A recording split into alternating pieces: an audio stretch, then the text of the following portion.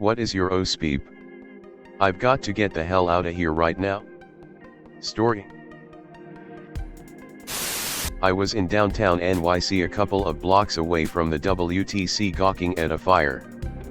There were tons of people milling around watching. They had blocked off some streets. And I asked a cop how I could get around to where I needed to go further downtown. He told me which streets were closed, but that they might expand it, so I should get moving. The conversation was pretty casual. As I started walking away, I looked back, and he had his radio to his ear. And whatever he heard, he panicked, went as white as a ghost, and started yelling for people to move further back.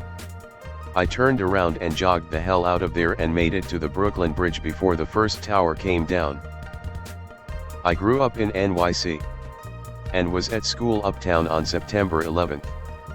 The whole day is permanently seared into my brain. In 2010 or 2011, I was walking to Grand Central from work, only to hear a boom, followed by a torrent of black smoke gushing up above the building. I turned and ran as far and fast as I could. Turned out it was a pipe explosion that took out a good chunk of the avenue next to GCS. But oh my god, I was so terrified it was happening again. I think the whole city had post-traumatic stress disorder for a while. Do you remember how in the first weeks everyone talked about it constantly? And then within a month we all avoided the conversation like the plague? A 500-pound hog got loose at the state fair and started charging right at me. I've never run so fast in my life. People think pigs are cute or silly, but a mother sow can remove limbs. Worse still, the boars will corner you with no chance of escape and then tell you incredibly uninteresting stories for several hours. Once upon a barren moor, there dwelt a bear, also a boar. The bear could not bear the boar. The boar thought the bear a bore. At last the bear could bear no more. That bored him on the moor. So one morn he bored the boar. The boar will bore the bear no more.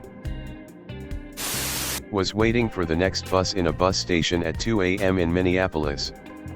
A security guard outside told me to stay within the camera zone.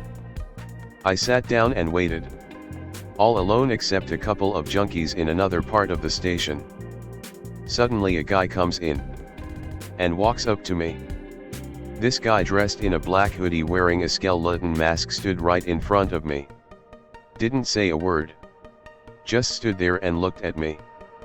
When he started to walk away, I bolted out of there.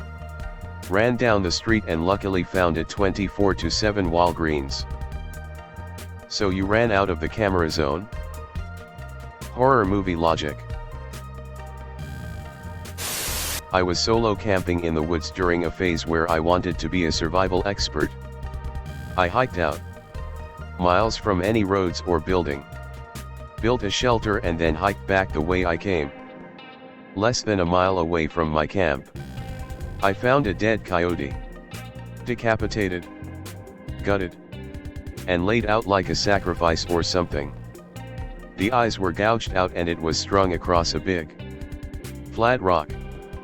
A rock which I used as a marker on the way in. So I know it hadn't been there a day before. I ran out of there as fast as I could. Knife at the ready. Probably 10 miles back to my house. I still have no idea who would have done it.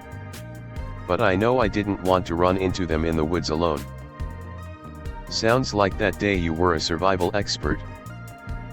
A true survival expert never leaves his house tap's head. I woke up one Friday in a hotel and the internet was down.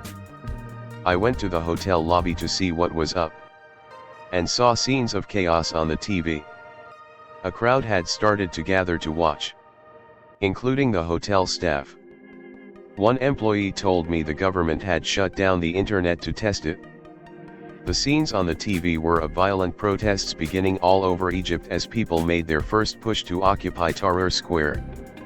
It was January 25, 2011 and I was in Benghazi, Libya. without my US passport. Needless to say, I spent my energy over the next few days trying to get out of the country. I was able to leave, but many of the people I was working with weren't as lucky. The revolution started in Benghazi less than 2 weeks later.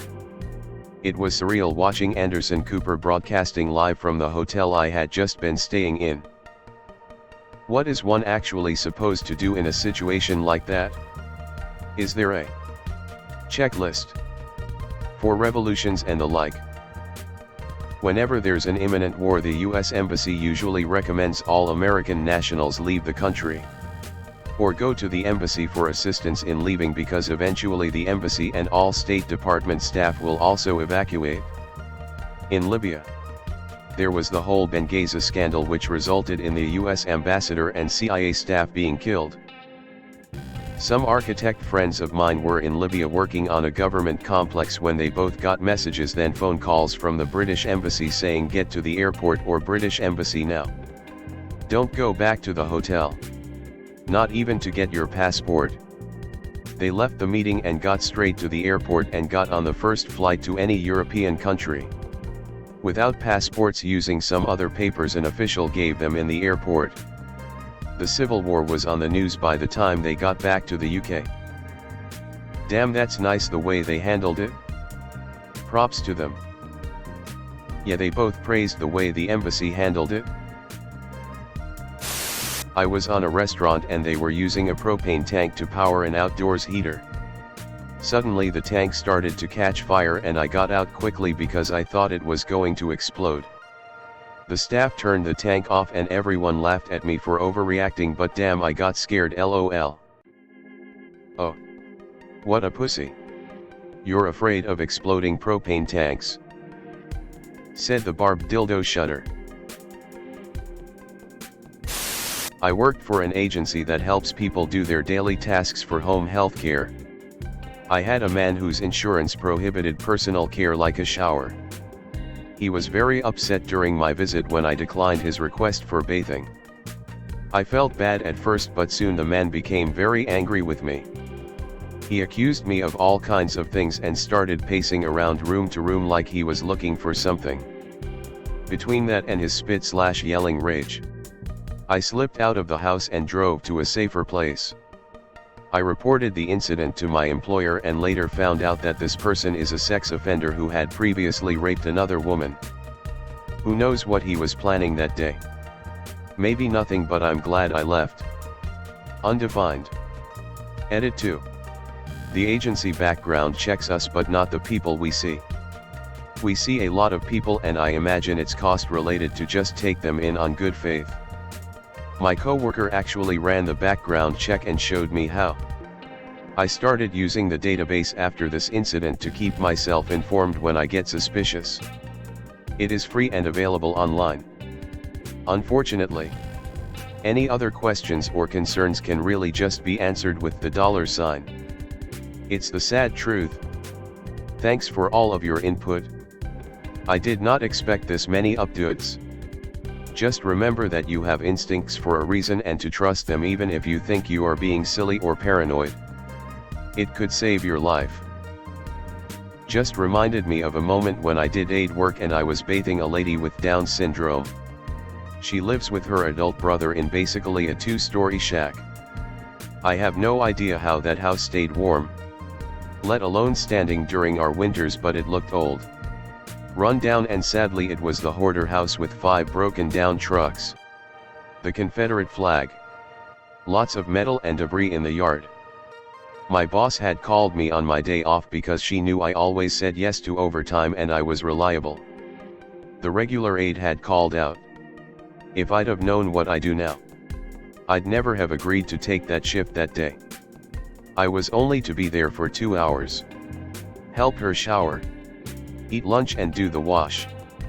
I pull up and I'm already concerned about it because the address didn't work in my GPS and we're talking 2014, so it was that time where it was odd if it wasn't listed. I walk in and brother is mid-50s in his I can see into because all the walls were just sheets hanging up basically on a clothesline hung inside to create boxes or rooms. As I'm awaiting the sister to be done, I hear heavy breathing that's not from her. Glance over to the shirtless brother pounding his meat and staring at me. I froze. I was 22 years old and had no clue what to do. I had a client in the shower and her brother is beating his meat at me. Feverishly. I finished her shower and just left. Got in my car and drove away about 10 feet and slammed my brakes in the middle of the road. Called my boss and was like, WTF. Apparently he had done this to the last girl too. From there our agency contacted the sister's social worker and I never saw her name on the list again, so I'm hopeful she was removed and placed in the nearby facility. What the hell? I can't believe he did that to the last woman and your boss didn't say anything and still let you go alone? That's so messed up. Also, the previous girl was brand new and just walked off the job. So management had no idea what happened until... Hey guys, if you like this video then smash that like button. Subscribe to the channel for more contents like this. And don't forget to press that bell icon to get notified for future videos. Thanks for watching. Click here to see more videos.